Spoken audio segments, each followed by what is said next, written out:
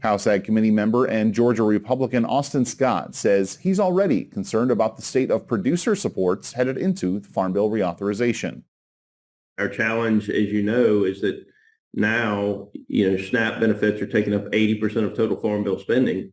And so that creates significant constraints on what we can do for production agriculture. You've got production ag, you've got conservation, you've got a lot of other things that now have to come out of 20% instead of 40% of total Farm Bill spending. And so one of the things that has been controversial, might not be the right way to put it, but the most controversial in the past has been whether or not we should split the production ag side from the safety net side, from the SNAP side. And I will tell you, if we don't, and all provisions would need to be made permanent law first, but if we don't, after we write this Farm Bill, as we go into the next one, I would expect that SNAP would then take up 82, 83, 84%, and then we're going to be splitting whatever's left among production ag, conservation, the other things that are in the Farm Bill. It seems as if every time we have a Farm Bill debate, sort of that to split or not to split debate is part of it. I guess as we sit here right now in December of 23, knowing that Farm Bill conversations are going to continue happening in 24, where do you sit on that subject? Well, I think that the first thing you would need to do is to make all aspects of Title I permanent law. ARC and PLC are temporary law.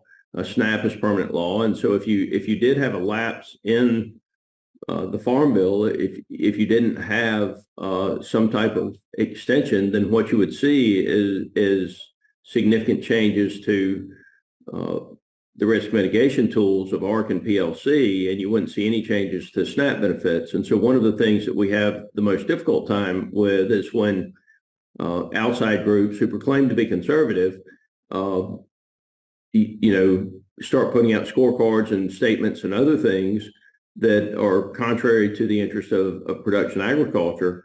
And a lot of the claims that they make in that are false. Well, oftentimes folks will make the argument that coupling these two policies together pulls Democratic support for farm programs, pulls GOP support for nutrition programs, and perhaps bifurcating the two would make it a lot more difficult to pass either. Could you pass farm programs with GOP only support, given the fact that, you mentioned some of those very conservative groups end up scoring some of these issues? Or would farm programs be able to be passed, be changed, be reauthorized in an environment like that? Well, I think that in the past, having them coupled together probably worked in the best interest of both parties, or both segments, those who are advocating predominantly for SNAP and those who are advocating for production agriculture.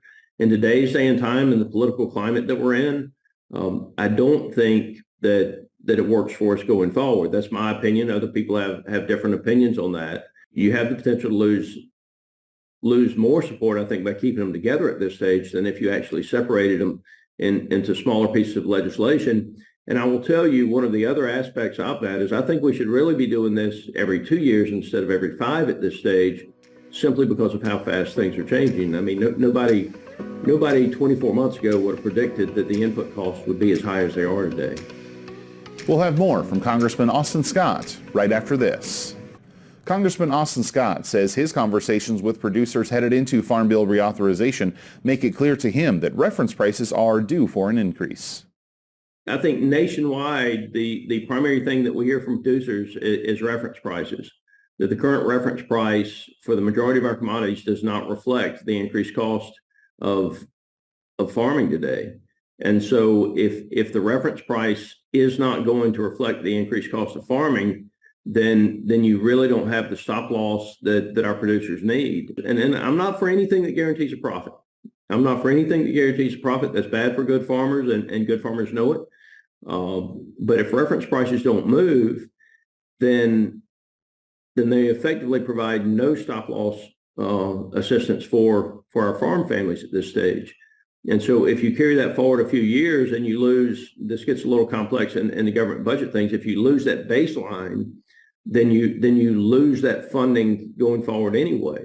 If you don't get the increased reference price and you lose that baseline, then ARC and PLC would effectively go away as you wrote the next farm bill. And then you're talking about base acres not mattering at all. So I want to double back quickly on the reference price point that you mentioned. Is that going to be something where you might be able to get away with targeted reference price increases on certain commodities? Or do you think politically, to move a bill and address regional differences, you're going to need to pursue reference price increases across the board for all commodities? Well, I think it needs to be fair. You wouldn't want to penalize one commodity and reward another. And so the question is, how do you calculate the Olympic average, and what should the cap on the Olympic average be as you push forward? I hope if you're watching this that you haven't been buying crop insurance, that you take a very serious look at crop insurance as we push forward into the next year. If you are buying crop insurance, I hope you look at the levels of insurance that you're buying, the increased input costs. And I don't pretend to tell anybody watching this how to run their operation. They know their operation better than I do. But I do worry that if we get into a recession in the next year, that you could see a commodity collapse, a price collapse, and that's got the potential to be devastating for our producers if they don't have crop insurance. As we push forward, I think reference prices have got to reflect the increased cost of production agriculture. Now, that has a cost to it. It has a budget cost to it. And, unfortunately, we're having a hard time with CBO and them giving us different numbers than our ag economists are from some of our great ag institutions. I want to wrap up here by kind of zooming out and looking at sort of the political environment facing this farm bill more broadly, especially considering some of the Republican discussions that we saw over the future leader of the Republican Party and the House of Representatives earlier this year. I guess I'll summarize all of those thoughts by asking you this. Is Louisiana Republican Mike Johnson going to be the Speaker of the House when the next farm bill is considered? Well, I absolutely expect he will be. I mean, I think he's doing a pretty good job with what he's got to work with. I would also tell you, I think Kevin McCarthy was doing a pretty good job with what he had to work with. The challenge we have right now, and that Mike has as the Republican leader, the Speaker of the House, is that we've had Kevin McCarthy announce that he's going to leave effective the end of the year. George Santos has been expelled, so now our 5-seat margin is down to 3. We have another member that's taken a job, and he's going to leave somewhere around the end of March. Now we're at 2.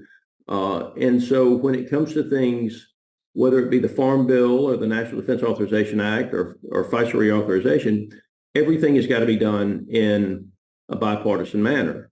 And so what you're going to see, and what we have to have some grace from the general public with here, is allowing us to do a lot of small things that move the country in the right direction, in understanding that it's simply not possible to do anything big right now, where you have just a select, small, probably the smallest margin ever in the history of the country, where Republicans have that in the House. You got the smallest margin in the Senate possible. As we push forward through 2024, I want you to understand the members who are up here are going to be working through some very difficult waters as we try to navigate it from a political standpoint and from a budgetary standpoint. And have some patience with us as we try to get things done. Thanks again to Congressman Austin Scott for joining us on this edition of Agri-Pulse Newsmakers.